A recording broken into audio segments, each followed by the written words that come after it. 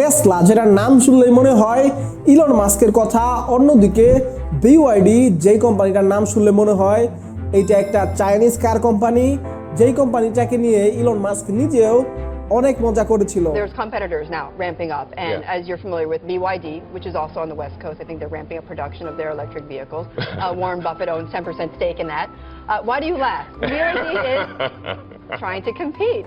এবং পুরো বিশ্ব যেখানে এই কোম্পানিটাকে একটা চিপ চাইনিজ কপিকেট কোম্পানি বলে ট্রল করেছিল, আজকে এই কোম্পানিটাই টেসলাকে বিট করে ওয়ার্ল্ডের নাম্বার 1 ইলেকট্রিক কার কোম্পানি হয়ে গেছে। এখন সবচেয়ে বড় কোয়েশ্চেন হচ্ছে 5 থেকে 10 বছরের মধ্যে বাংলাদেশের ইলেকট্রিক কার মার্কেটের মধ্যে কোন কোম্পানিটা রাজত্ব করবে।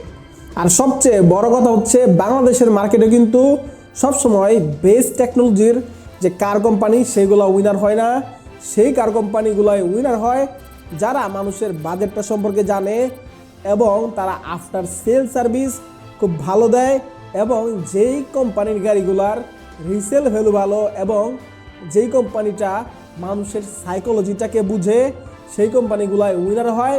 আর আজকের ভিডিওতে আমরা দেখব কোন কোম্পানিটা এই সব কিছু ফিল আপ করতে পারতেছে এবং 5 থেকে 10 বছরের মধ্যে কোন কার কোম্পানিটাই ইলেকট্রিক গাড়ির মার্কেটটায় রাজত্ব করবে। আর এই ভিডিওটা প্রথম থেকে শেষ পর্যন্ত দেখলে আপনি যেরকম এই দুইটা কোম্পানির ইতিহাস সম্পর্কে জানবেন, তেমনি আপনি জানবেন 5 থেকে 10 বছরের মধ্যে বাংলাদেশের ইলেকট্রিক গাড়ির মার্কেটটা কোন কোম্পানি দখল করবে। বিওয়াইডি সম্পর্কে জানতে হলে আমাদের একটু পিছনে যাইতে হবে, কারণ বিওয়াইডি কোম্পানিটা একটা গাড়ি কোম্পানি ছিল না। এর যে ফাউন্ডার ছিল ওয়াং চুয়াংফু, তিনি চীনের একটা রিসার্চ সেন্টারে জব করতেন এবং সেখানে তিনি একজন কেমিস্ট ছিলেন এবং তার কাজ ছিল ব্যাটারি রিসার্চ করা। সেখান থেকে 1955 সালে বিওয়াইডির প্রতিষ্ঠা হয় ব্যাটারি বিজনেস দিয়ে। তারপরে নোকিয়া, স্যামসাং বা মোটরোলার মতো বড় বড় কোম্পানি তাদের ব্যাটারির কাস্টমার হয়ে যায়। কিন্তু তখন হয়তো অনেক মানুষই জানতো না তারা যে ফোনটা ইউজ করতেছে এই ফোনের মধ্যে বিওয়াইডি কোম্পানির ব্যাটারি আছে। তারপর বিওয়াইডি বুঝতে পারে তারা শুধু ফোনের ব্যাটারি বানিয়েই তারা তাদের বিজনেসটাকে গ্রো করতে পারবে না। যেহেতু ইলেকট্রিক কারের মার্কেটটা অনেক বুম করতে পারে, সেহেতু তারা ইলেকট্রিক কার বানানোর ডিসিশন নেয়। কারণ হচ্ছে ইলেকট্রিক কারের মধ্যে সবচেয়ে ইম্পর্টেন্ট যেটা, সেটা হচ্ছে ব্যাটারি। সেই ক্ষেত্রে তারা একটা অ্যাডভান্টেজ অবশ্যই পাবে। তো যেমন কথা তেমন কাজ, 2003 সালে তারা গাড়ির মার্কেটে এন্ট্রি নেয় এবং 2005 সালে তারা তাদের নিজেদের ডিজাইন করা বিওয়াইডি F3 মার্কেটে লঞ্চ করে। কিন্তু এটা ইলেকট্রিক ছিল না, এইটা ছিল একটা পেট্রোল সিডান কার, এবং লো প্রাইস হওয়ার কারণে চাইনাতে এই কার অনেক বেশি পপুলারিটি লাভ করে এবং অনেক বেশি ইউনিট তারা সেল করে। কিন্তু তারপরেই তাদের ডাউনফল শুরু হয়ে যায়।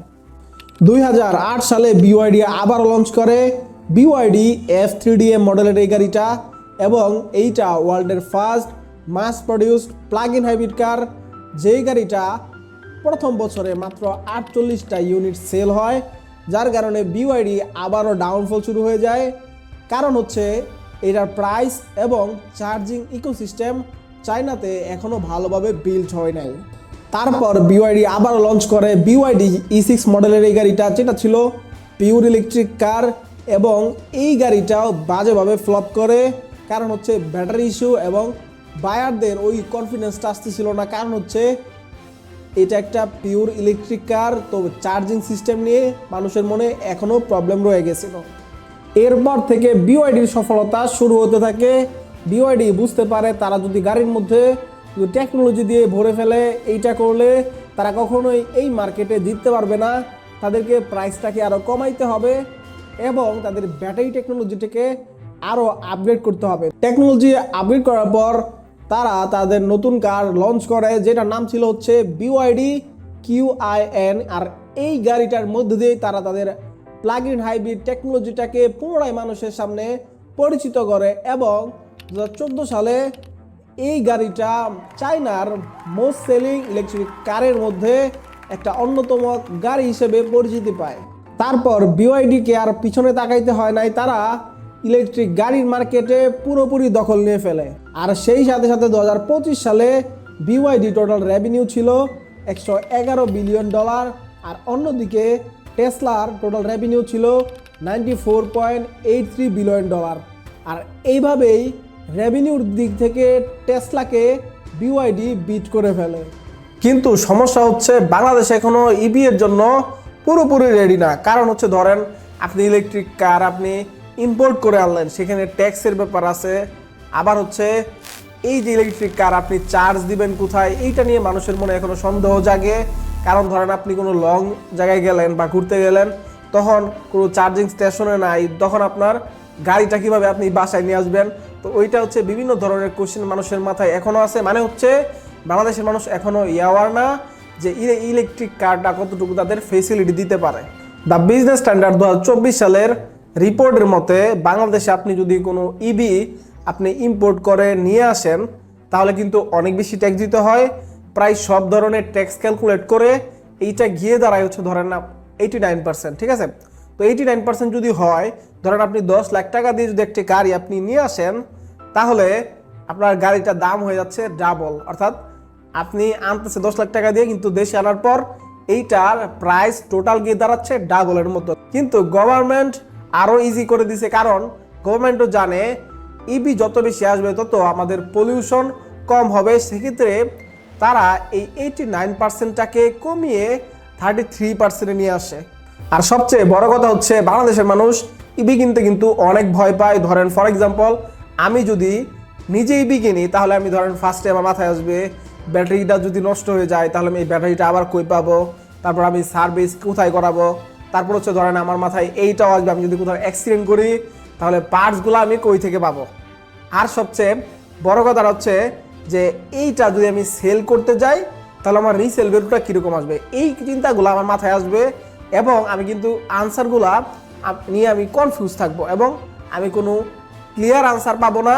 তো সেই জন্যই মানুষের মাঝে এখনও অ্যাওয়ারনেসটা তৈরি হয় নাই ইভি কেনার জন্য। কিন্তু মানুষ কিন্তু অনেক বেশি ইন্টারেস্টেড, কারণ হচ্ছে পেট্রোল ডিজেলের দাম অনেক বেশি ইনক্রিজ করতেছে। তো সেই জায়গা থেকে মানুষ কিন্তু ইভিতে কনভার্ট হওয়ার জন্য কি করতেছে, মানুষ চিন্তা ভাবনা করতেছে। কিন্তু সুইচ যে করবে সেটার অনেক কোয়েশ্চেন তার মাঝে এখনও রয়ে গেছে। এই কোয়েশ্চেনগুলোর যদি একটা পারফেক্ট আনসার দেওয়া যাইতো, যে সেলস ভ্যালু, তারপর হচ্ছে পার্টস পাওয়া যাবে কি না, দেন হচ্ছে ধরেন এইটা আপনি সার্ভিস কোথায় করাবেন, এই জিনিসগুলো যদি কোনো কোম্পানি ক্লিয়ার করতো তাহলে কিন্তু মানুষ অনায়াসে ইভিতে সুইচ করতে পারতো। তো এখন আমরা দেখব বাংলাদেশের মার্কেটে কোন ব্র্যান্ডের কীরকম অবস্থান। ধরেন টেসলার কীরকম অবস্থান, তারপর হচ্ছে BYDর কোন পজিশনে আছে। টেসলা কিন্তু অনেক জনপ্রিয় একটা ব্র্যান্ড, কারণ হচ্ছে এর পিছনে আছে কে, ইলন মাস্ক, এবং ইলন মাস্ককে প্রায় অনেকেই চিনে, যার কারণে এই গাড়ির মধ্যে কিন্তু অনেক বেশি টেকনোলজি অ্যাড করা হয়েছে। টেকনোলজির কারণে আপনার এটা ভালো লাগতে পারে, এবং মেন কথা হচ্ছে এটা একটু প্রিমিয়াম ফিল দেয়, নাম থেকে প্রিমিয়াম ফিল দেয়। আর ব্যাক সাইডে হচ্ছে ইলন মাস্ক আছে এই ব্র্যান্ডের পিছনে, এই জন্য মানুষের মনে এইটা এখনও একটা ড্রিম কারের জায়গা পেয়েছে। কিন্তু সব থেকে খারাপ বিষয় হচ্ছে এইটার কোনো অফিসিয়াল শোরুম এখনও বাংলাদেশে নাই, মানে অফিসিয়ালি আপনি টেসলা বাংলাদেশ থেকে কিনতে পারবেন না। তাই এখন আরও সবচেয়ে ভয়ঙ্কর বিষয় হচ্ছে আপনি সার্ভিসিং কোথায় দেওয়া করবেন, দেন হচ্ছে রিসেল ভ্যালু কীরকম। রিসেল ভ্যালু মোটামুটি ভালো থাকতে পারে, ব্র্যান্ড ভ্যালু আছে, কিন্তু হচ্ছে সার্ভিসিং, দেন হচ্ছে স্পেয়ার পার্টস আপনি পাবেন কিনা। স্পেয়ার পার্টস যেটা করতে হবে, আপনি যদি কোথাও অ্যাক্সিডেন্ট করেন বা আপনার গাড়ি কোনো ক্ষয়ক্ষতি হয়, অবশ্যই এটা ইম্পোর্ট করে আনতে হবে, এবং ইম্পোর্ট করার ফলে কি হবে, আপনার খরচটা অনেক বেশি লাগবে। তো সেই জায়গা থেকে এইখানে কিন্তু অনেক বেশি প্রবলেম এখনও টেসলার ক্ষেত্রে রয়ে গেছে। আরেকটা বিষয় হচ্ছে টেসলাটা কিন্তু আপনার ফুল ইলেকট্রিক, যার কারণে কি হবে, মানুষের মনে এই প্রশ্নটাও আসে যে আমি চার্জিং স্টেশনটা পাবো কিনা। কারণ হচ্ছে বাংলাদেশের এনভায়রনমেন্টে চার্জিং সিস্টেমটা এখনও ভালোভাবে ক্রিয়েট হয় নাই, সেই কারণে অনেক মানুষ ফুললি ইলেকট্রিক হওয়ার কারণে এইটা থেকে স্কিপ করবে। আর অন্যদিকে BYD কিন্তু অফিসিয়ালি বাংলাদেশে চলে আসছে 2024 সালের মার্চ মাসে। কিন্তু BYD তেজগাঁতে তাদের প্রথম শোরুমটা ওপেন করে, এবং ডেইলি স্টারের মতে CG রানার বাংলাদেশ নামের একটা কোম্পানি, তারা হচ্ছে BYD এর মেন ডিস্ট্রিবিউটর বাংলাদেশে। অর্থাৎ এখন আপনি যদি গাড়ি কিনেন তাহলে আপনি অবশ্যই কি করতে পারবেন, এইটাকে টেস্ট ড্রাইভ দিয়ে আপনি কিনতে পারবেন। তো এখন কোয়েশ্চেন হচ্ছে, আমি যদি ধরেন আমি ইলেকট্রিক কার কিনি, আমি কোনটা কিনবো? আমি অবশ্যই দেখব প্র্যাকটিক্যালি কোনটা ভালো, এবং হচ্ছে টেস্ট ড্রাইভ দিব। এবং হচ্ছে আমি শোরুমে গিয়ে আমি হচ্ছে গাড়িটা কিনবো। কারণ হচ্ছে ধরেন নেক্সট যদি কোনো প্রবলেম হয়, গাড়িতে অ্যাক্সিডেন্ট হয়, আমি তাদেরকে গিয়ে ধরতে পারবো, অথবা গাড়িতে যদি কোনো ইস্যু হয় তাদের কাছে আমি কমপ্লেন করতে পারবো এবং আমি এখান থেকে সার্ভিস নিতে পারবো। আর অন্যদিকে টেসলা কিন্তু এখনো বাংলাদেশে আসে নাই। BYD কিন্তু অলরেডি মার্কেটে ঢুকে গেছে এবং তারা আমি দেখলাম বিভিন্ন ধরনের ক্যাম্পেইনও চালাচ্ছে যাতে আরো মানুষদের মাঝে অ্যাওয়ারনেস ক্রিয়েট করা যায়, যাতে তারা এই BYD গাড়িটাকে বেছে নেয়। তো এখন আসি দুইটা গাড়ির ক্লাসিফিকেশনে, কোন গাড়িতে কিরকম ফিচার আছে এবং কোনটা এগিয়ে থাকতেছে। BYD সবচেয়ে বড় সুবিধা হচ্ছে এইটা প্লাগ ইন হাইব্রিড, সেই সাথে সাথে এটা কিন্তু আপনি পেট্রোল দিয়েও চালাতে পারবেন। ধরেন পেট্রোলের জন্য আপনার ফুয়েল ট্যাঙ্ক দেওয়া আছে, সেখানে হচ্ছে 60 লিটারের মতো পেট্রোল নিবে, তো এইটা দিয়েও আপনি চালাতে পারবেন। তারা আরও ক্লেম করতেছে আপনি যদি চার্জ প্লাস ফুয়েল দিয়ে চালান তাহলে আপনি 1000 কিলোমিটার পর্যন্ত চালাতে পারবেন। আর অন্যদিকে টেসলা হচ্ছে পিওর ইলেকট্রিক, যেখানে আপনাকে অবশ্যই চার্জ দিয়ে আপনাকে সবসময় চালাইতে হবে। তো সেক্ষেত্রে এটা একটু প্রবলেম ক্রিয়েট করতে পারে আপনার জন্য। আর প্রাইসের দিকে যদি আমরা তাকাই, টেসলা মডেল 3 যে প্রাইসটা আপনি যদি ইম্পোর্ট করে আনেন তাহলে এটা 65 থেকে 70 লাখ টাকার মধ্যে পড়বে। আর সেই সাথে সাথে BYDর যে বেস মডেল অ্যাট্রো 3, এই মডেলটা আপনি 40 থেকে 45 লাখ টাকার মধ্যে পাওয়া যাবে না। আর সবচেয়ে বড় কথা হচ্ছে এটা কিন্তু আপনি অফিসিয়ালি শোরুম থেকে কিনতে পারবেন, সেখান থেকে আপনি টেস্ট ড্রাইভ দিয়ে নিতে পারবেন এবং কোনো প্রবলেম হলে আপনি ওদের সাথে কমিউনিকেট করে বা শোরুমে গিয়ে আপনি এই প্রবলেমটা সলভ করতে পারবেন। আর এখন হচ্ছে প্রেডিকশনের পালা, কে বাংলাদেশের ইলেকট্রিক কার মার্কেটে রাজত্ব করবে। ধরেন 2026 থেকে 2030 সালের মধ্যে BYDর চান্সটা কিন্তু একটু বেশি দেখা যাচ্ছে।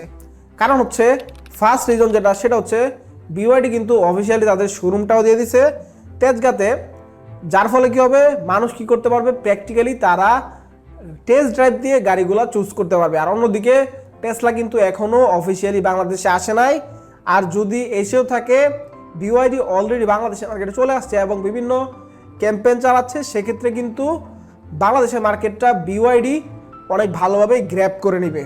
সেকেন্ড রিজনটা হচ্ছে BYD কিন্তু ইলেকট্রিক, তার সাথে সাথে হাইব্রিড, আপনি চার্জও চালাতে পারবেন আবার আপনি ফুয়েল দিয়েও চালাতে পারবেন। এই ক্ষেত্রে কিন্তু অনেক বড় অ্যাডভান্টেজ কিন্তু BYDর আছে। অন্যদিকে টেসলা শুধুমাত্র চার্জ দিয়ে চালাইতে হবে। থার্ড রিজন হচ্ছে প্রাইজের দিক থেকে টেসলা কিন্তু অলরেডি আলট্রা প্রিমিয়াম ক্যাটাগরিতে চলে আসছে, যার কারণে কি হবে, যার কারণে মানুষ ওই দিকে ঝুঁকবে কম। কারণ হচ্ছে BYDতে সে সেম ফিচার পাচ্ছে এবং আরও বেশি ইয়াটা হচ্ছে তারা দুইটা অপরচুনিটি পাচ্ছে, একটা হচ্ছে তারা ইলেকট্রিকও চালাইতে পারবে আবার তারা ফুয়েল দিয়েও চালাইতে পারবে। তো সেক্ষেত্রে কিন্তু মানুষ BYDটা চুজ করবে। তা আমি মনে করি, ধরেন আমি যদি ইলেকট্রিক গাড়ি কিনি আমি অবশ্যই BYD চুজ করব, কারণ এইখানে হচ্ছে আমি প্র্যাকটিক্যালি এটা দেখতে পারতেছি এবং টেস্ট ড্রাইভ দিতে পারতেছি। আর সবচেয়ে বড় কথা হচ্ছে আমি আফটার সেলসের জন্য তাদের শোরুমে যাইতে পারতেছি, যেটা টেসলাতে আমি কখনোই পাবো না। আমাকে কি করতে হবে, ইম্পোর্ট করে তারপর ঠিক করতে হবে। তো এইটা হচ্ছে মেইন ইস্যু। তো এখন টেসলা যদি অফিসিয়ালিও বাংলাদেশে আসে, BYD কিন্তু বসে থাকবে না। BYD অলরেডি মার্কেটে ঢুকে গেছে, তারা এমন একটা এনভায়রনমেন্ট ক্রিয়েট করার চেষ্টা করতেছে যাতে টেসলা এই মার্কেটে তাদেরকে বিট না করতে পারে। তো সেক্ষেত্রে আমাকে যদি বলা হয় আমি অবশ্যই বলবো BYD বেটার অপশন আপনার জন্য। এখন আপনি নিজে কমেন্ট করে জানাবেন আপনি কোনটা চুজ করবেন, BYD নাকি টেসলা, এবং বাংলাদেশের মার্কেটে ফিউচারে কোন ব্র্যান্ডটা রাজত্ব করবে।